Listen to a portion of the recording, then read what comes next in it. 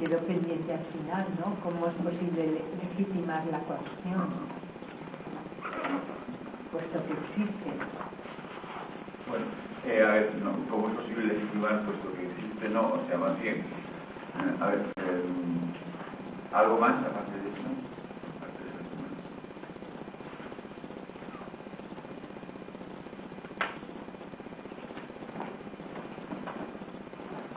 No, bueno.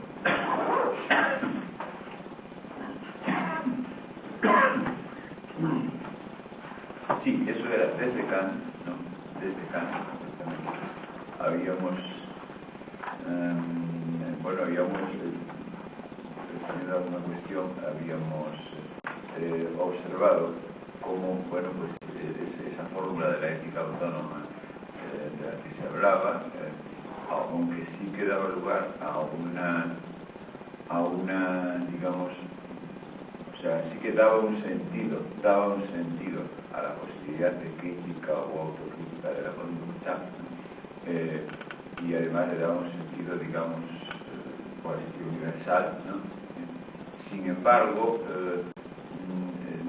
se lo daba de tal manera que lo que se enjuiciaba en ese enjuiciamiento, digamos, moral, o como el querer llamar, lo que se enjuiciaba era, bueno, precisamente la máxima, y la máxima, precisamente aquello que llamábamos la máxima, que ahora decíamos recibir la decisión, o sea, lo que se enjuiciaba en el enjuiciamiento moral, o sea, la decisión, ¿no? Era aquello que llamábamos la máxima. ¿Y qué es una máxima? Es decir, ¿dónde está realmente la decisión? ¿Qué es lo que es decisión y no conocimiento? ¿Qué es lo que es decisión y no conocimiento? Que es lo que necesitábamos precisamente para que hubiese una decisión, ¿no? Por lo tanto, algo realmente enjuiciable, ¿no? ¿Qué es lo que es decisión y no conocimiento? Eso lo delimitábamos de tal manera que resultaba ser decisión aquello que por principio no se coacciona. Por principio quiere decir, decíamos, no por ninguna teorización metafísica acerca de la libertad, sino decíamos tautológicamente, A es A, ¿no? Tal como lo definíamos, no tenía sentido pensar en una coacción a ejercer sobre ello, ¿no? Puesto que era aquello de la función del conjunto, ¿verdad? La función del conjunto de las posibles situaciones en las que uno pudiera encontrarse en el conjunto de las posibles conductas materiales de uno, ¿no? Mientras sea la misma la función, pues la decisión es la misma. La decisión es la misma independientemente de que al cambiar el elemento del conjunto de partida cambie también el elemento del conjunto de llegada, ¿no? Mi decisión es la misma. Mi decisión ha sido la misma hoy. Venir hasta aquí a dar mi clase ha sido la misma que si, por ejemplo, finalmente no hubiera venido porque me hubiera encontrado esto rodeado militarmente, ¿no? Mi decisión habría sido la misma, aunque la misma decisión en circunstancias cognoscitivamente dadas diferentes da lugar a conductas también cognoscitivamente observables diferentes, ¿no? Lo único que es decisión y no conocimiento es la función misma, mientras que tanto los elementos del conjunto de partida como los elementos del conjunto de llegada son objetos de conocimiento posible, ¿no? Bueno, entonces decíamos, esto tal como lo hemos definido, es por definición, no por ninguna metafísica, sino por definición, incoaccionable, porque lo que hace la coacción es, o sea, no porque mi conducta no sea coaccionable, que sí que lo es, evidentemente, ¿no?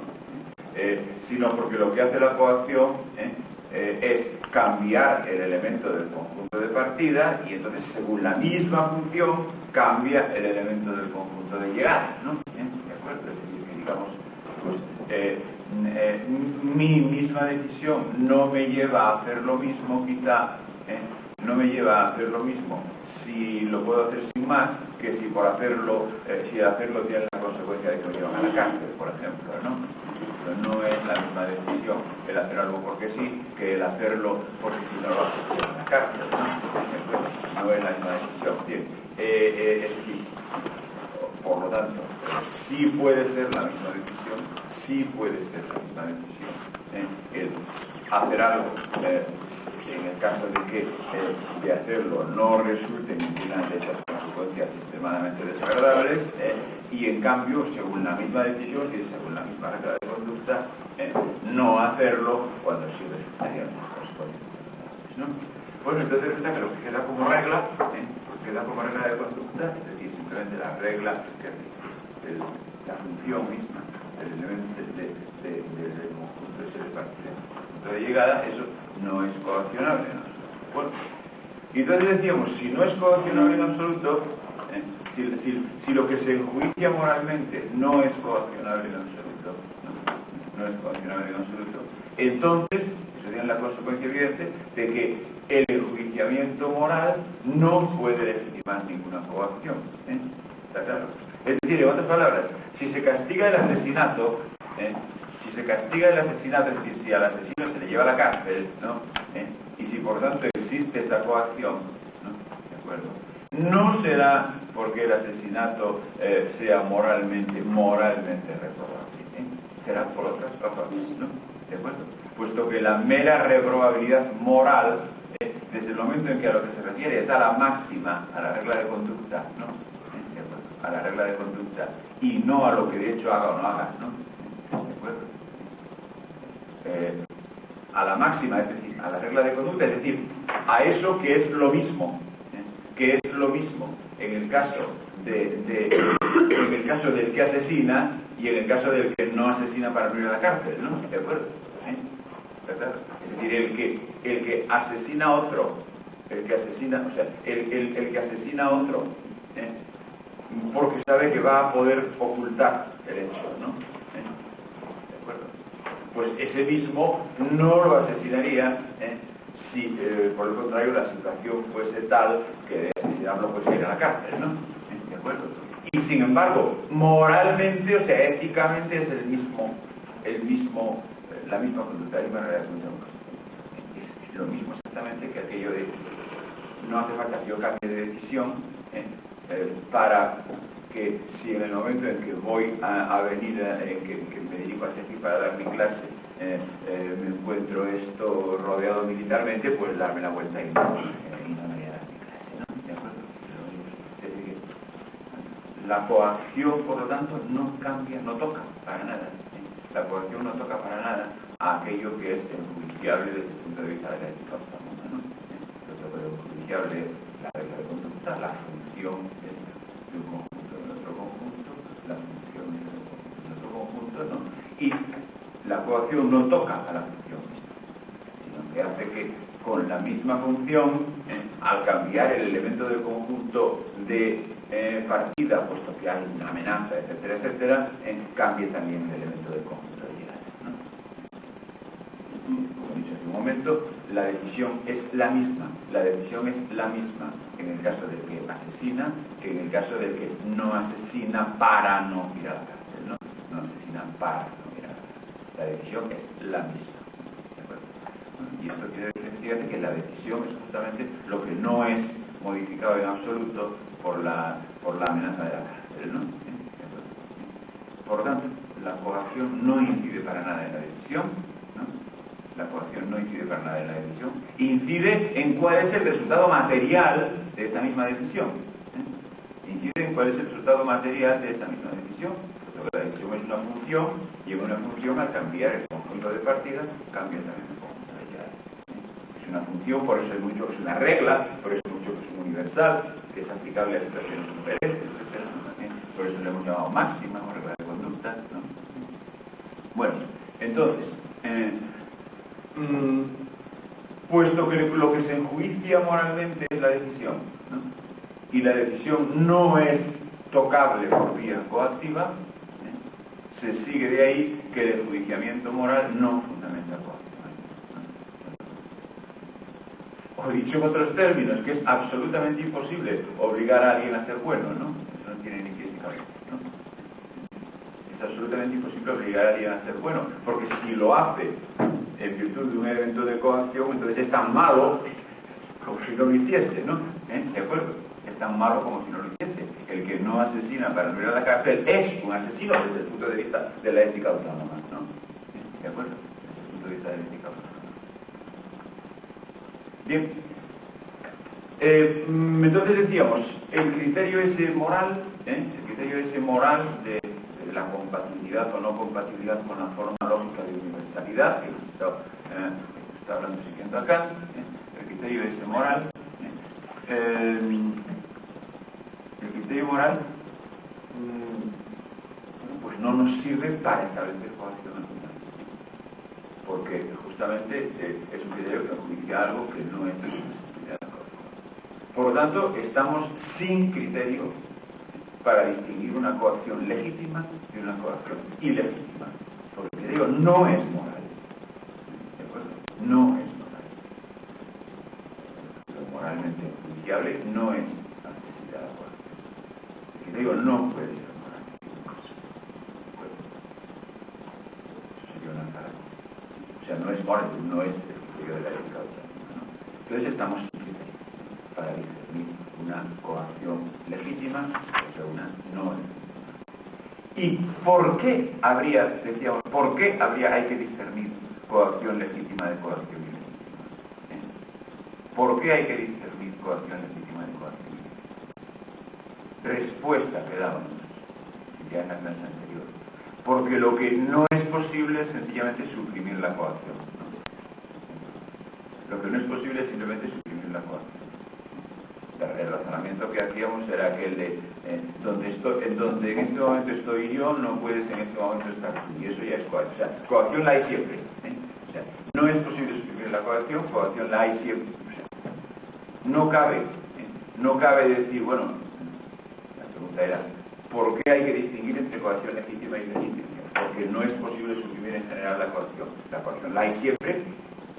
Porque aunque solo sea el hecho de que yo me encuentre en un momento dado en donde me encuentro, eso ya es coacción, puesto que donde me encuentro yo no puede al mismo tiempo encontrarse otro, ¿no?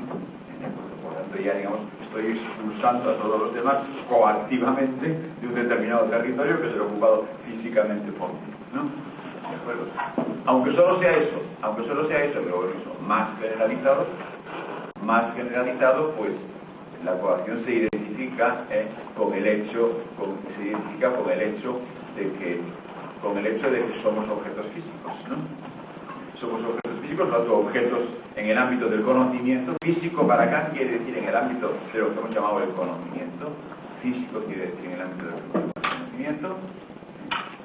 Y precisamente una de las categorías que no comentamos en su día, pero sí en la clase pasada, una de las categorías, y por tanto una de las cosas que constituye la forma del conocimiento, una de las categorías, como lo era sustancia accidente, como lo era causalidad, es la categoría de interdependencia, es decir, que todo lo que hay en el espacio físico, cualquier cosa que haya en el espacio físico, influye poco o mucho, pero de alguna manera influye en cualquier otra cosa que haya al mismo tiempo en el espacio físico. La presencia de cualquiera de vosotros aquí, pues de alguna manera es algo que se me impone a mí, en el sentido de que no tengo más remedio que ver, ¿no? ¿De acuerdo? La presencia de cada una de estas sillas o la presencia de esta carpeta, ¿no? ¿De acuerdo? Puedo coger y tirarla por la ventana, pero me obliga a hacer el esfuerzo de coger y tirarla por la ventana, ¿no?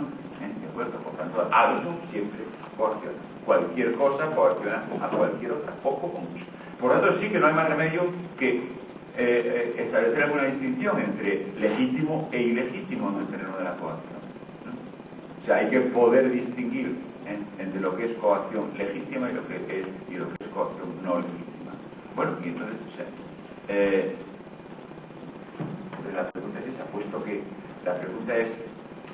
ya hemos visto que el enjuiciamiento moral no legitimaba ni deslegitimaba la coacción, entonces, ¿qué norma de legitimación o deslegitimación nos queda en el terreno de las relaciones materiales? En el terreno de las relaciones materiales entre los sujetos o entre las personas, en el terreno, por lo tanto, en el que sí que hay coacción, ¿de acuerdo? O sea, en el terreno en que donde estás tú no puedo estar yo, ¿no? O sea, en ese terreno, digamos, de las relaciones entre sujetos decidientes, pero entre sujetos exigentes considerados como personas físicas, ¿no? ¿De acuerdo? Por lo tanto, como personas que inevitablemente se intercoaccionan, ¿no? Inevitablemente se intercoaccionan. ¿Qué queda ahí como legítimo o ilegítimo? Puesto que hemos dicho que eso no se puede basar en el criterio moral. El criterio moral precisamente es ajeno por completo a la esfera de una posible coacción, ¿no? Una posible coacción. ¿Qué queda ahí? Bueno, pues ya casi ya lo he dicho. Casi ya lo he dicho porque he dicho que en ese terreno nos quedamos sin criterio. Nos quedamos sin criterio de enjuiciamiento, ¿no? Y nos quedamos sin criterio de enjuiciamiento quiere decir que considerada así como mera conducta material, por tanto como mera conducta que coacciona o es coaccionada, ¿no? Considerada así, considerada no la máxima, sino la conducta material, no la máxima, sino la conducta material de los sujetos, considerada así, pues nos hemos quedado sin criterio, por tanto, considerada así, de entrada, en principio, cualquier conducta es tan válida o tan inválida como cualquier otra, ¿no? Si nos hemos quedado sin criterio, eso quiere decir, si el criterio de enjuiciamiento de la conducta se refiere a la máxima y no a la materialidad de la conducta, eso quiere decir que en la materialidad de la conducta nos hemos quedado sin criterio, ¿no? Es más, es que efectivamente cualquiera puede observar que la misma conducta material puede responder a máximas diferentes e incluso contradictorias entre sí, ¿no? ¿De acuerdo? Ya lo vimos hace un momento en el caso del asesinato, ¿no? Puede ser que yo no asesine porque no soy un asesino y puede ser que no asesine porque no quiero ir a la cárcel, ¿no?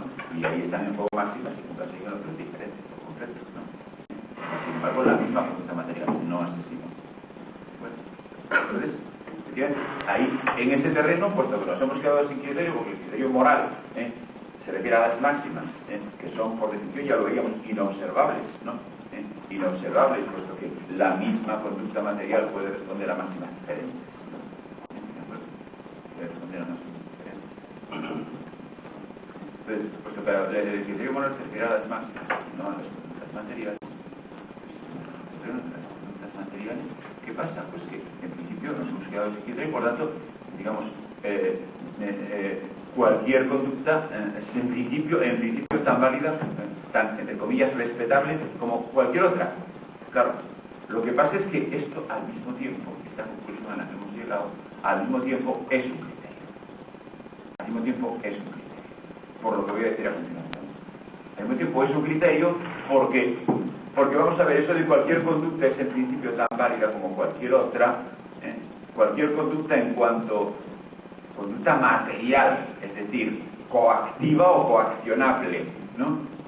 Que se interfiere materialmente con las otras conductas, cualquier conducta en ese terreno material, es en principio tan respetable como cualquier otra. Eso lo que quiere decir es algo así como yo hago lo que me da la gana. Quiere decir, yo hago lo que me da la gana, sí, pero precisamente porque cualquier gana es tan respetable como cualquier otra, precisamente porque cualquier conducta es tan respetable como cualquier otra, ese yo, de yo hago lo que me da la gana, tiene que poder ser cualquiera, ¿no? Está claro, tiene que poder ser cualquiera. Tiene que poder ser yo o cualquier otro, ¿no? ¿De acuerdo? Tiene que poder ser yo o cualquier otro. ¿Está claro? Es decir, yo hago lo que me da la gana. A lo que hemos llegado es a yo hago lo que me da la gana, desde el punto de vista de la conducta coaccionable, puesto que no hay criterio moral que fundamente una coacción, porque el criterio moral no toca, se refiere a algo que no es coaccionable, ¿no? Puesto que no hay criterio moral que fundamente una coacción, desde el punto de vista de lo coactivo o coaccionable, desde la conducta física, material, inmediatamente observable, que no es lo mismo que la máxima, ya lo hemos visto, ¿no? Desde ese punto de vista, pues es yo hago lo que me da la gana, claro, puesto que no nos hemos quedado, o sea, ahí no vale el criterio de enjuiciamiento moral. Yo hago lo que me da la gana, pero precisamente por esa razón de que no hay un enjuiciamiento moral, y no hay una cualificación moral de las conductas, precisamente por esa razón, ese yo, de yo hago lo que me da la gana, tiene que poder ser igualmente cualquiera, ¿no? Tiene que poder ser igualmente cualquiera, ¿no? ¿De acuerdo?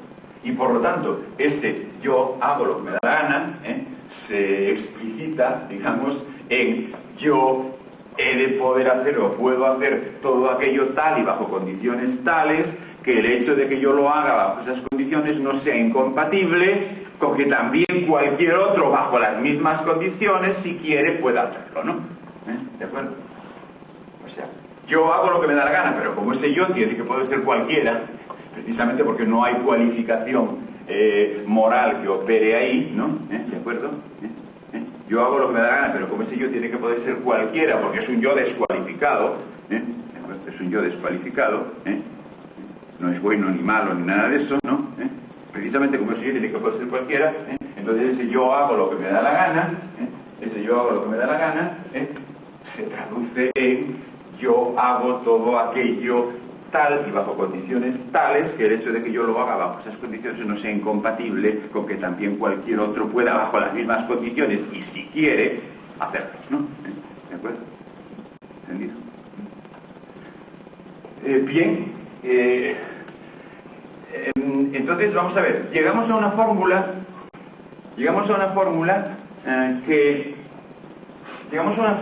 que a primera vista,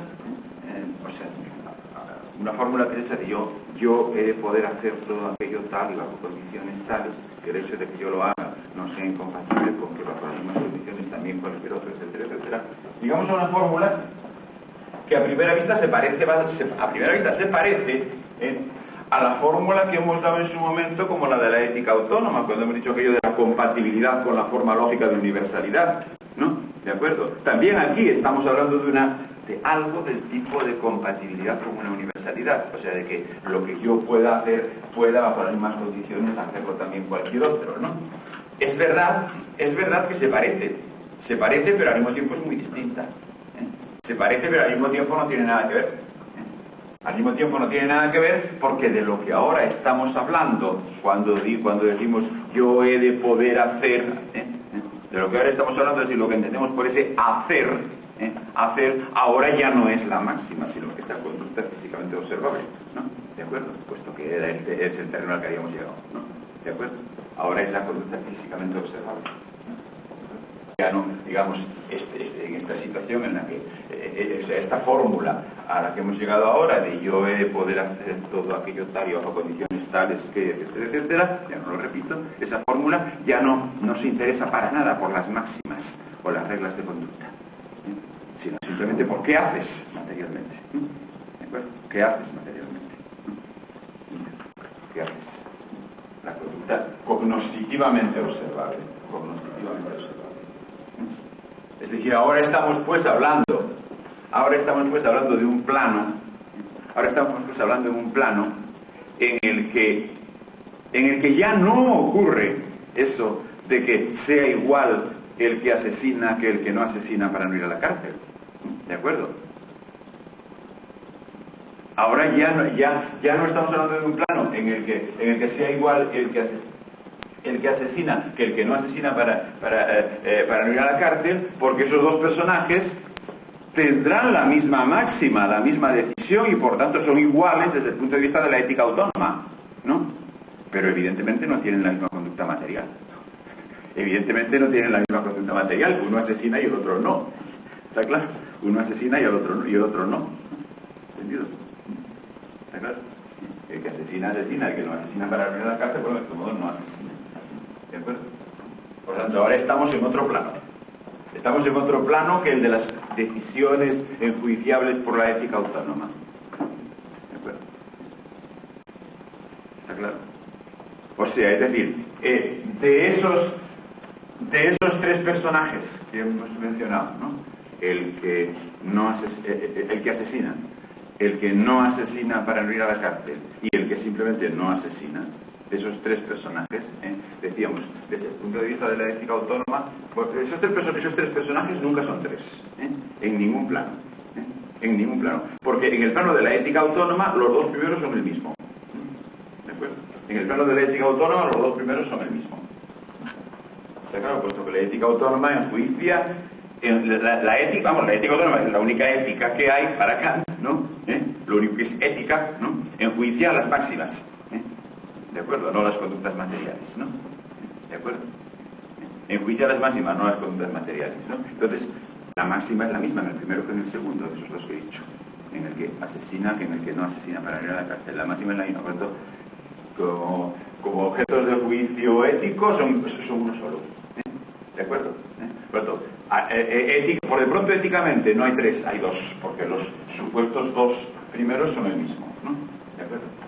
Ahora bien, en este otro plano al que hemos llegado ahora, en este el que decíamos, en este otro plano que decíamos que se refiere a la conducta material, en este otro plano que decíamos que se refiere a la conducta material y que encontraba en la referencia a la conducta material y a la posible coacción sobre la conducta material, encontraba ausencia de criterio y por tanto eso de hacer lo que me da la gana, bien entendido que el yo ese de lo que me da la gana ha de poder ser cualquiera y por tanto en este otro plano, ¿qué pasa con esos tres personajes?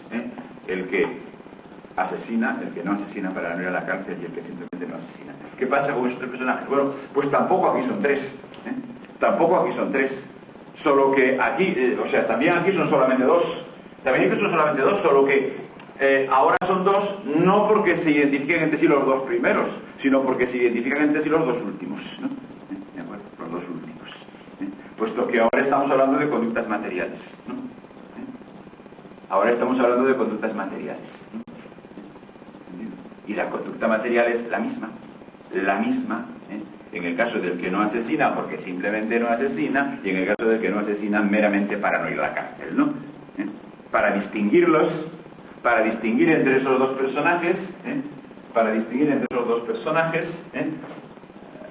habría que recurrir a la máxima, ¿no? ¿De acuerdo? Habría que recurrir a la máxima. Eso lo llamamos la decisión, la regla de conducta. ¿De acuerdo? Y ahora no estábamos hablando de la máxima, sino de la conducta observable, porque ahora estábamos hablando de la posibilidad de coacción, ¿no? Y ya hemos dicho que lo que se coacciona no es la máxima, sino la conducta física, ¿no? ¿De acuerdo? Bueno, por lo tanto hay dos planos aquí, En uno de ellos es exactamente igual, es el mismo personaje el que asesina, el que no asesina para no ir a la cárcel, mientras que en el otro es el mismo personaje el que no asesina para no ir a la cárcel y el que simplemente no asesina, ¿no? Porque de esos dos planos, uno se refiere a la máxima y otro se refiere a la conducta física, observable, material, ¿no? ¿De acuerdo? El primer plano es el plano ético, el plano moral, que Kant se desarrolla en eso que hemos llamado ética autónoma y que ya hemos visto en lo que consiste, ¿no? Y el segundo plano, aún no le hemos puesto nombre, pero es evidente que es el plano de lo jurídico, del derecho, ¿no? ¿De acuerdo? Está claro, el segundo plano es el plano de lo jurídico, del derecho, ¿no? Lo jurídico es coactivo, ¿de acuerdo? Lo jurídico es coactivo. Lo jurídico es coactivo, o sea, nadie hablaría de derecho, leyes, Estado y esas cosas si no hubiese una fuerza coactiva, ¿de acuerdo? ¿Entendido? Nadie hablaría de eso, nadie hablaría de ese sistema de cosas si no fuese porque existe la posibilidad de que si cumples algo te metan en la cárcel o lo que sea, ¿no? ¿Entendido? O sea, entonces, este segundo plano pues es el de lo jurídico. Y bueno, y de aquí se sigue, es el plano de lo jurídico, o sea, por así decir, la noción general de derecho, kantianamente asumida, es ni más ni menos que eso de yo he de poder hacer todo aquello tal y bajo condiciones tales que el hecho de que yo pueda hacerlo bajo esas condiciones no sea incompatible con que cualquier otro bajo las mismas condiciones pueda también si quiere hacerlo, ¿no? ¿De acuerdo? O sea, eso de yo hago lo que me da la gana a condición de que ese yo quiera decir cualquiera, ¿no? ¿De acuerdo? Quiera decir cualquiera, ¿no? ¿Entendido? Bueno, eso es lo jurídico, eso es, o sea, el principio general del derecho es eso, ¿no? El principio general del derecho es eso, eso expresado en esa fórmula, ¿no? El principio general del derecho es expresado en esa fórmula. Bueno, y evidentemente... varias cosas que observar. Primero, que si bien, insisto en algo que ya he dicho hace un momento, si bien es verdad que hay un claro parecido formal, ¿no? Entre eso y lo que hemos visto en su momento como la fórmula de la ética autónoma, puesto que en ambos casos se remite a una universalidad, ¿no? Sin embargo, aunque hay ese parecido superficial, sin embargo son cosas completamente distintas, ¿no? Son cosas completamente distintas porque lo uno habla de la máxima, ¿no? Y lo otro habla de la conducta observable, ¿no? ¿Entendido?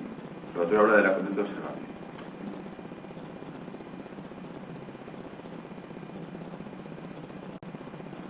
El derecho, para entendernos kantianamente entendido, el derecho, vamos a decirlo así, con esa redundancia, el derecho no tiene ningún derecho a hablar de máximas intenciones y ese tipo de cosas. Solo puede, digamos, penalizar o no penalizar conductas materialmente observables, ¿no? ¿De acuerdo? Cuando en algún documento jurídico, se encuentra, que sí se encuentra, evidentemente, ¿no? A veces alguna referencia a algo que parece ser moral en sentido kantiano, ¿no? Por ejemplo, cuando dice con la intención de, ese tipo de cosas, ¿no? ¿De acuerdo? O sea, que alguna referencia a algo que parece ser la máxima en sentido kantiano, pues cabe interpretar dos cosas: o bien que hay una crasa y simple falacia, es decir, que eso, digamos, está impuesto así, pero en el fondo no es derecho, sino alguna superchería, ¿no? O que hay una pura y simple falacia, eso es una posibilidad. O bien otra posibilidad más benigna, que es que en ese lenguaje o en esa jerga, por intención o cualquier otra palabra de esas, se esté entendiendo algo que en definitiva sí que sería materialmente constatable y que por lo tanto no sería la máxima en sentido kantiano. ¿De acuerdo? Sería algo, sí, de todos modos, objetivamente constatable o documentable de algún modo, ¿no? Esto puede evidentemente suceder, posible que no sea, puede ser que no haya ninguna posibilidad de redactar códigos jurídicos en los que no aparezca jamás una palabra tal como intención o algo así. Puede ser que no haya más remedio que emplear esas palabras, entre otras cosas, porque no se supone que los códigos jurídicos estén redactados en términos técnicos kantianos, ¿no? ¿De acuerdo? Puede ser, por lo tanto, que no haya más remedio que emplear términos de ese tipo, pero si no es una falacia, o sea, si verdaderamente eso es derecho y no mera, digamos, holgura atribuida al poder fáctico, ¿no? Y no mera, digamos, capacidad de interpretación que el poder fáctico se atribuye para lo que le convenga, en verdad es derecho, entonces tendrán que ser esos términos, aunque sean para palabras como intención o similares, tendrá que ser porque esos términos ahí, en ese contexto, signifiquen algo que sí que sea material, que sí que sea físicamente constatable como conducta observable, ¿no? ¿De acuerdo? O sea, en otras palabras, eso tan conocido de que no se pueden hacer procesos de meras intenciones, ¿no? Eso no vale, ¿no? ¿De acuerdo? Que eso no vale, ¿no? ¿De acuerdo? Porque se tienen que juzgar hechos, ¿no? Se tienen que juzgar conductas materiales, ¿no? Y no otra cosa. Bueno, de todos modos, como en todas... A ver, como en todo lo kantiano, a ver, cuidado. Recordad que, y ahora lo hemos visto en las últimas clases claramente por contraposición al comienzo del idealismo, por contraposición del momento a Fichte, ¿no? Como en todo lo kantiano decíamos aquello de los contenidos siempre son contingentes, ¿no? ¿De acuerdo? Los contenidos siempre son contingentes. Y esto, bueno, pues por ejemplo, hablando de conocimiento, nos llevaba a que bueno, pues sí que hay unas condiciones que la física tiene que... Física quiere decir física en sentido amplio, es lo que llama el conocimiento, ¿no? Sí que hay unas condiciones que la física tiene que cumplir, pero el cuerpo de la física siempre será empírico, ¿no? O sea, siempre será empírico y por lo tanto eventualmente rectificable en todos los casos, ¿no? Siempre será empírico, hasta tal punto que si uno quiere, como Kant a veces se propone, ¿no? Hacer una especie de sistema de lo a priori, exponer una especie de sistema de lo a priori en sí mismo, no podrá hacerlo sin algunas apoyaturas empíricas, ¿no? ¿De acuerdo? Lo que pasa es que procurará naturalmente, con mayor o menor éxito, ¿no?, que esas apoyaturas empíricas sean lo bastante abstractas y minimalistas, para que no ocurra ya que el siguiente avance de la física las tumbe, ¿no? ¿De acuerdo? Pero desde el momento en que se pone a hacer exposición positiva de algo, siempre tendrá que manejar elementos empíricos, aunque sean muy descoloridos, ¿no? ¿De acuerdo? Aunque sean muy descoloridos, ¿no? ¿De acuerdo? Eso ya en el terreno físico. Igualmente en el terreno moral, o sea, en el terreno no del conocimiento, sino de la conducta, de la ética autónoma, pues habíamos visto eso de que una objeción común, decíamos, de manualillo de ética facilito, una objeción común a lo de Kant es precisamente que la ética de Kant no guía, es decir, no genera preceptos, o no genera mandamientos, o no dice haz esto o haz aquello, ¿no? Sino que solamente establece un principio de posible crítica, ¿no? Es decir, se supone que las decisiones ya están ahí, se supone que uno siempre ya se está conduciendo, ¿no? Siempre ya se está conduciendo, y para lo que sirve eso de la ética autónoma, evidentemente, es para enjuiciar internamente esa conducta, pero no para generarla, no para producirla. Una vez más, el contenido siempre es empírico, siempre es contingente, siempre es contingentemente dado, no es generado desde la forma, no es generado desde la forma. Bueno, pues lo mismo pasa con esta especie de derivación de la forma de lo ético, que es lo jurídico, ¿no?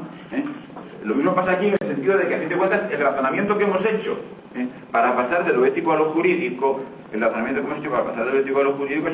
en el terreno de la forma, ¿no? Acerca de qué es la ética autónoma y, por lo tanto, hasta dónde llega el posible enjuiciamiento por la ética autónoma, ¿no? Hasta dónde llega en el sentido de que, por ejemplo, no puede llegar hasta legitimar o deslegitimar una coacción, decíamos, ¿no?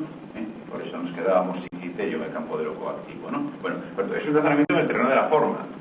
Por lo tanto, eso que hemos deducido del derecho, o sea, eso de que es yo hago lo que me da la gana a condición de que yo pueda ser cualquiera, digamos, pueda ser principio cualquiera, ¿no? Lo que hemos deducido como el concepto de derecho, eso es, pues estábamos en el plano de la forma, eso es la forma de derecho, ¿no? Eso es la forma de derecho. Eso es la forma de derecho. Y por lo tanto, puesto que es la forma, pues le pasa lo mismo que le pasa a la forma en general en Kant, a saber que no genera contenidos, sino que no genera contenidos.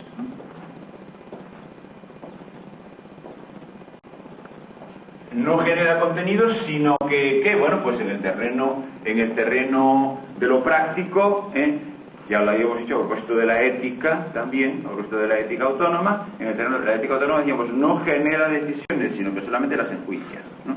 Las decisiones son contingentes, por lo tanto no se generan desde la forma. Si se generasen desde la forma serían a priori, por tanto necesarias, ¿no? ¿De acuerdo? Son contingentes, por lo tanto no se generan desde la forma. La forma solamente las enjuicia. Bueno, pues lo mismo pasa con el derecho. Lo mismo pasa con el derecho. O sea, esa regla de derecho que hemos dicho, ese concepto de derecho que acabamos de formular hace unos minutos, no sirve para generar contenidos legislativos coactivos, ¿no? ¿De acuerdo? No sirve para generar, digamos, instituciones jurídicas, para entendernos de alguna manera, ¿no? ¿Está claro? No genera, digamos, las leyes de un Estado, ¿entendido? No genera las leyes de un Estado. Las leyes de un Estado, siempre son contingentes. Siempre son contingentes. Siempre, o sea, siempre son una situación de poder dada, ¿no? ¿Está claro? Una situación coactiva dada. En este caso, una situación coactiva dada. Siempre son contingentes. Siempre son una situación coactiva dada. Siempre son el que efectivamente tú te encuentras en una situación, te encuentras en un contexto, en un mundo en el que si haces esto te llevan a la cárcel y en cambio si haces aquello otro. O sea, siempre, también por tanto las reglas coactivas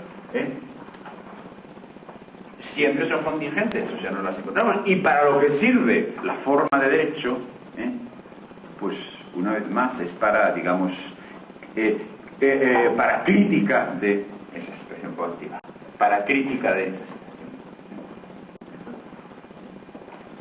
para crítica de esa situación. Es decir, para ver hasta qué punto se está cumpliendo eso de que, hasta qué punto se está cumpliendo eso de que las reglas coactivas que hay tienen efectivamente ese significado de que tú puedas hacer todo aquello tal que el hecho de que tú lo puedas hacer no sea incompatible con que otro para influir, etcétera, ¿no? Es decir, para lo que sirve esa regla de derecho no es para generar una legislación, ¿no? siempre hay ya una legislación, porque siempre nos estamos ya coaccionando unos a otros. Por lo tanto, siempre hay ya unas leyes en ese sentido, ¿no? Siempre hay ya unas leyes. Para lo que sirve esa regla es, digamos, para examen crítico de esas leyes.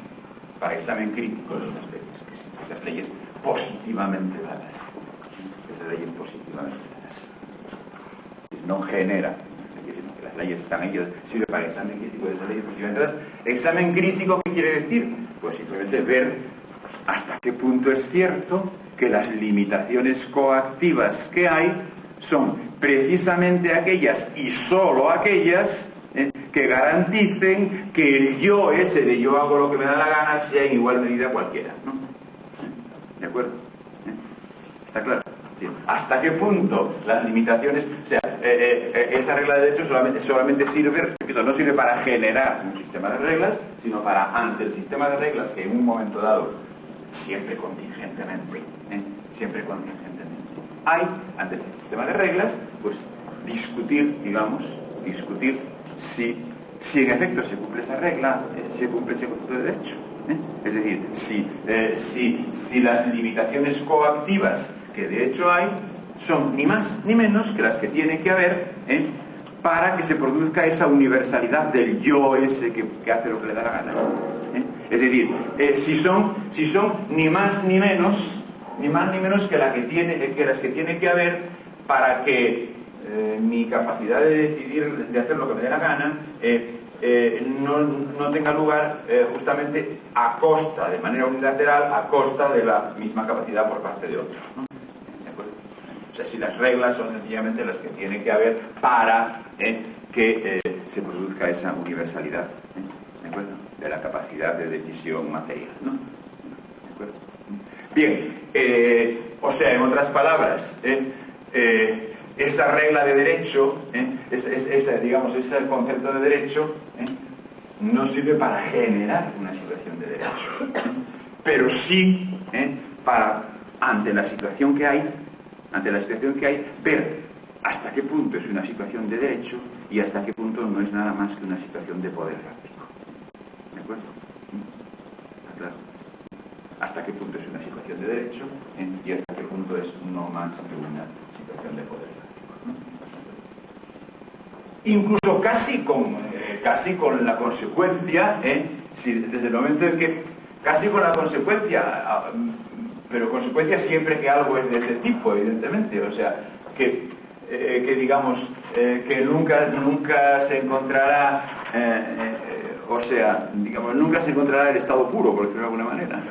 Es decir, que si queréis ir empleando la terminología clásica a lo largo de la modernidad y también de Kant,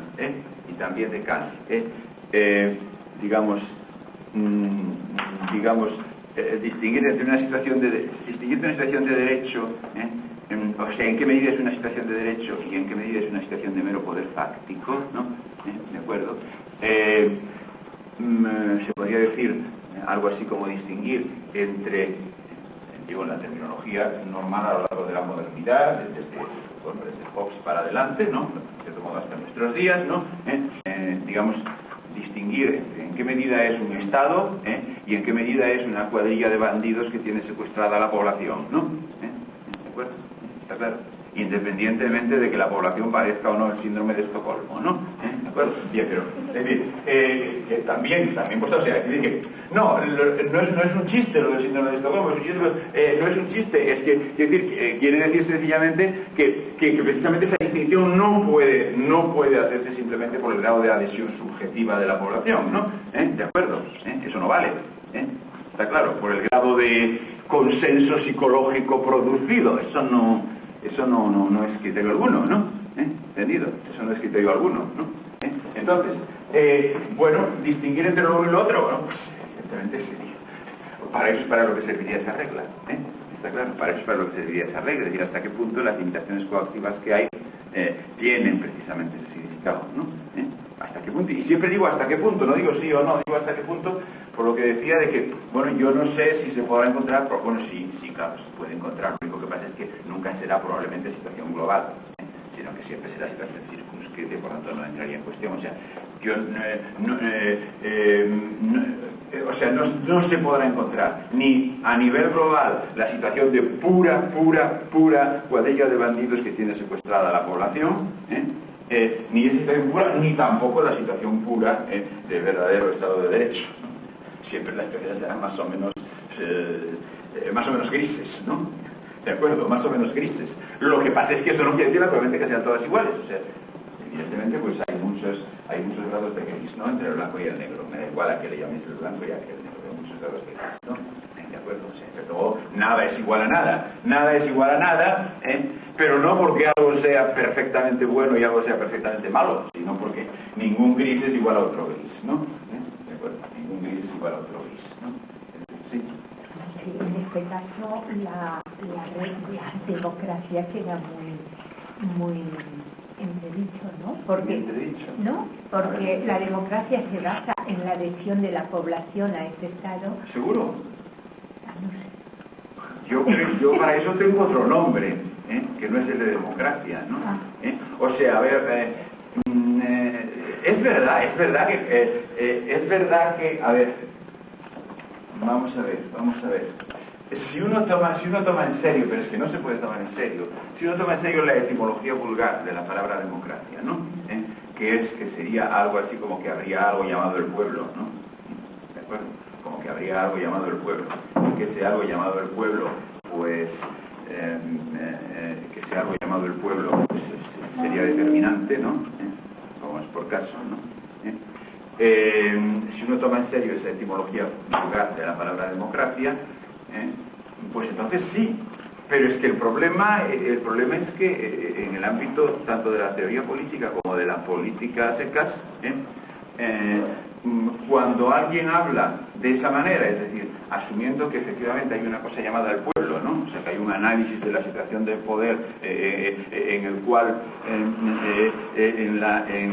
análisis de la situación de poder un análisis de poder en el cual efectivamente una entidad del análisis se llama el pueblo, ¿no? O sea, que eso es algo, ¿no?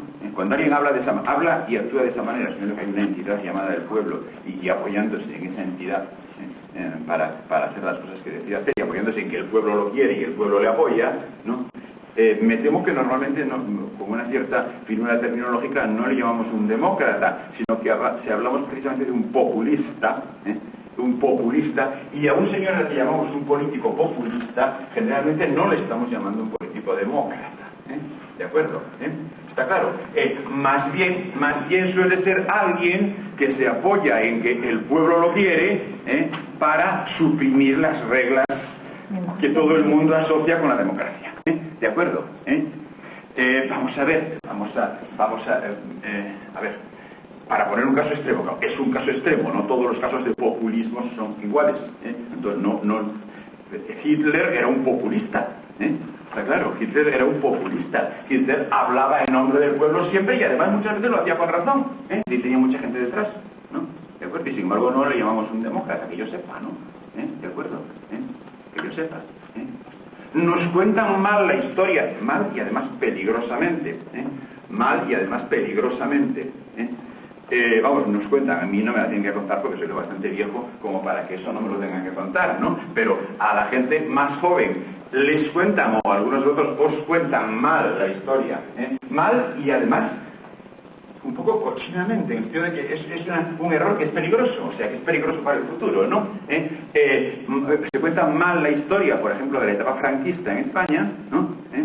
Cuando se habla de eso como si fuese una especie de ocupación por parte de un poder casi externo, ¿no? O sea, venido de otro planeta o algo así que habría acogotado a la masa, ¿no? No es verdad, no es verdad, no es verdad. O sea, ese poder, pues, sí que tenía un apoyo considerable que, por supuesto, no era democrático, ¿no? Es decir, un apoyo considerable en mucha gente, es un apoyo que, claro, es distinto del apoyo que busca un régimen democrático, ¿no? Es distinto porque consiste más bien en que a la gran mayoría de la población le importase un bledo si había o no había libertad de expresión, por ejemplo, ¿no? ¿De acuerdo? si había o no había gente que era torturada por sus ideas, si había o no había, etcétera, ¿no? Eso lo había, lo que pasa es que a una gran parte de la población eso le importaba un bledo, ¿no?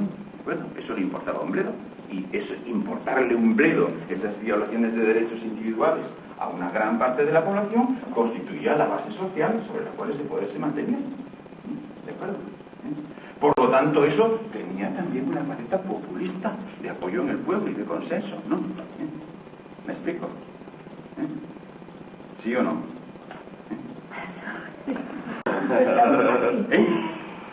Sí. Bueno, en la ignorancia, ¿no? Por la cual se... Hombre, en la ignorancia. También te podrían decir los alemanes de la época de Hitler que no sabían que había campos de concentración y que no sabían, pero bueno, no sabían porque tampoco tenían mayor interés en saberlo, ¿no? El desinterés no es ignorancia. Más bien, la ignorancia suele ser el fruto del desinterés. Pero es que el desinterés es aprobación del poder fáctico. Aprobación a efectos prácticos. Es decir, es aprobación en el sentido de que es aceptar, ¿no? El desinterés es aceptar lo que hay, ¿no? ¿Me explico? El desinterés es aceptar lo que hay. Bajo coacción de que si no había otra cosa. Sí, pero eso es siempre, ¿no? Eso es siempre, o sea, siempre bajo coacción. O sea, en todo caso, vamos a ver, a donde iba a parar, a donde iba a parar es a que hay otra manera de entender el concepto democracia, que es no en función del apoyo fáctico en la forma de desinterés o de ignorancia, de mirar hacia, lo que se llama mirar hacia otra parte. Mirar hacia otra parte, ¿vale? Es la expresión exacta, mirar hacia otra parte. Bueno, pero mirar hacia otra parte es un modo de apoyo al criminal, Eso no lo discutirá nadie, ¿no? Mirar hacia otra parte es el modo más elemental y básico de apoyo al criminal, de apoyo a la banda de asesinos, ¿no? ¿Está claro? El mirar hacia otra parte. Bueno, pues ese mirar hacia otra parte, pues en un momento dado una determinada dictadura de asesinos se mantiene en el poder debido a que el 90%, el 80%, el 70% de la población acepta mirar hacia otra parte. ¿De acuerdo? Entonces acepta ese estatuto de lo que se llama ignorancia, ¿no? Ignorancia que, claro, es verdad, no dicen en la televisión lo que pasa, pero uno sabe perfectamente que lo que dicen en la televisión no es verdad, ¿no? ¿Está claro? En el fondo lo sabe perfectamente, lo que pasa es que, bueno, pasa de ello, ¿no? Bueno, eso, ¿verdad? A eso me refiero, ¿no? A eso me refiero. Bueno, pues en ese sentido, y por ejemplo en el caso de Hitler, mucho más activo que en el caso de Franco, ¿no? O sea, en el caso de Hitler ya no era solo mirar hacia otra parte, sino que era apoyar al Führer, etcétera, etcétera, ¿no? ¿De acuerdo? Bueno, entonces, ahí hay una serie de situaciones en las cuales algo a lo que nadie llamaría democracia, sin embargo, se basa en, vamos a ver, no en el apoyo del mismo tipo que el que tiene que recibir un gobierno democrático, pero sí en el apoyo que la dictadura necesita, que es justamente el mirar hacia otra parte. A la dictadura el apoyo positivo le molesta porque es que la gente esté, y lo que la dictadura es que la gente no esté, ¿no? ¿De acuerdo? Por tanto, el apoyo que necesita es eso de mirar hacia otra parte, de ese no es mi problema, ¿no? ¿De acuerdo? De ese no es mi problema, ¿no? ¿De acuerdo? Entonces, en ese sentido de consenso, etcétera, eso me temo que no define democracia. Eso me temo que no define democracia. Y que en cambio lo que sí define democracia es el que estén garantizadas determinadas cosas que están garantizadas en igual medida para todos, ¿no? ¿De acuerdo? Pero eso ya es la fórmula kantiana, precisamente. Eso ya es precisamente la fórmula kantiana. Eso ya es precisamente la fórmula kantiana. ¿De acuerdo? O sea, el que digamos, esté garantizado, ¿qué? Pues aquello que puede estar consistentemente garantizado, ¿no? ¿Me explico? ¿Y qué es lo que puede estar consistentemente garantizado? Pues aquello que puede estar garantizado para todos los casos posibles, porque garantía implica universalidad, ¿no? ¿Me explico? Garantía implica universalidad. ¿Me explico, no? Garantía implica universalidad, es decir, implica de antemano para todos los casos posibles. No podría estar garantizado nada si las decisiones recayesen intuitivamente sobre cada caso singular, ¿no? ¿De acuerdo? Entonces, si asumimos tener derecho a algo es una cosa diferente de simplemente poder hacerlo, claro, porque el poder hacerlo es puntual. ¿no? Mientras que el derecho es que de antemano lo vayas a hacer o no, sabes que si quieres puedes hacerlo, ¿no? Por tanto, derecho significa que algo lo tienes garantizado. Que vayas a hacer uso de esa garantía o no es tu problema, ¿no? Pero que algo lo tienes garantizado. Eso es lo que significa derecho, a diferencia de mero hecho, ¿no? ¿De acuerdo? ¿Y qué es lo que puede ser garantizado? ¿Qué es lo que puede ser garantizado? Pues como la noción de garantizar significa ese de antemano para todos los casos posibles, pues puede ser garantizado ni más ni menos que aquello que pueda ser garantizado en igual medida para todos los casos posibles, ¿no? ¿De acuerdo? Pero eso ya es la fórmula kantiana, de que yo pueda hacer todo aquello tal que lo pueda hacer con las mismas condiciones cualquier otro, ¿no? ¿De acuerdo? Me parece que esa fórmula, precisamente, independientemente de las palabras que emplee Kant, que esto es otro asunto, es que lo digo por las expresiones que han surgido aquí, me parece que esa fórmula, independientemente de las expresiones que emplee Kant, sí que se corresponde con lo que de verdad es el concepto de democracia en la teoría política moderna más seria, no con lo que es en la boca del gobernante populista, ¿de acuerdo? Que dice que hace esto y aquello porque es lo que el pueblo demanda, ¿no? ¿De acuerdo? O sea, me parece que el concepto moderno de democracia y de república democrática, las dos maneras de formularlo, ¿de acuerdo? El concepto moderno de democracia y de república democrática es precisamente esto que acabo de llamar el sistema de las garantías. El sistema de las garantías, que garantías quiere decir derecho, porque he dicho, fíjate, tener derecho es no solamente poder hacer, el poder hacer puede ser puntual, ¿no? Tener derecho es, independientemente de que lo vayas a hacer o no, tienes garantizado para todos los casos posibles el que bajo esas condiciones puedes, ¿no? Eso es lo que significa tener derecho. Por lo tanto, derecho implica universalidad de los derechos, ¿no? Implica regla universal, implica reglas universales, ¿no? ¿De acuerdo? Y por lo tanto, ¿qué se puede garantizar? ¿Qué puede ser objeto o contenido de las garantías? Pues aquello que pueda serlo consistentemente para todos y para todos los casos, según las mismas reglas, ¿no?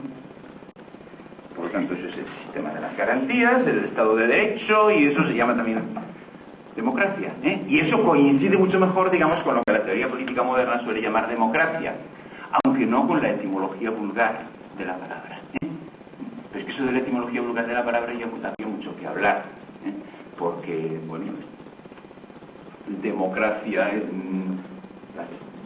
sería una palabra griega, ¿no? Sería una palabra griega, y entonces, bueno, pues habría que ver cómo han evolucionado esos significados de esas palabras demos y kratos desde la Grecia antigua y una serie de cosas más. Hay muchas palabras modernas constituidas con palabras griegas y que sin embargo no tienen nada que ver en su significado actual con lo que pudieran significar en su momento las palabras griegas en griego antiguo, ¿no?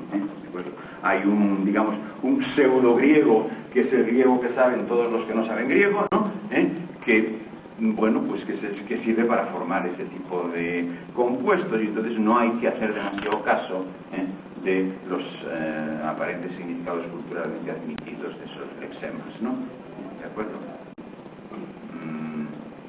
En cambio, en el sentido teóricamente elaborable del concepto de democracia, pues sí que esa fórmula kantiana coincide bastante bien con lo que se